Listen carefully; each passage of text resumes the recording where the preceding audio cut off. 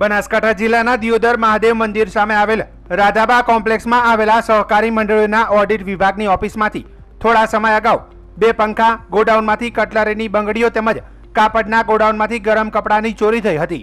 જે મામલે દિયોદર પોલીસ મથકે ગુનો નોંધાયો હતો। જે મામલે દિયોદર પોલીસે ચોરી સ્થળ પરથી સીસીટીવી ફૂટેજ મેળવી તપાસ શરૂ કરતા દિયોદર ઓગણનાથ સોસાયટીમાં રહેતો મિતુલ નાગજીભાઈ ચૌહાણ દરજીને ઝડપી લઈ સઘન પૂછપરછ કરતા આરોપીઓએ રાધાબા કોમ્પ્લેક્સમાં ચોરી કરી હોવાની કબૂલાત કરી લીધી હતી। જેમાં પોલીસે આરોપી પાસેથી ચોરીનો મુદ્દામાલ કબજે લઈ આરોપીને જેલના સળિયા પાછળ ધકેલી દીધો હતો। અંદાજે રાધાબા કોમ્પ્લેક્સમાં આવેલા સહકારી મંડળીના 2 પંખા, રાધાબા કોમ્પ્લેક્સમાં આવેલા જલારામ સિલેક્શન અને એકતા કંગન કટલરી સ્ટોરમાંથી બંગડીઓ નંગ 110, કુલ મુદ્દામાલ 16,500, ગરમ કપડા કુલ મુદ્દામાલ 6,000, અન્ય 1600 થઈ કુલ કિંમત રૂપિયા 23,100 નો મુદ્દામાલ કબજે લઈ દિયોદર પોલીસે આરોપીને જેલ હવાલે કર્યો હતો।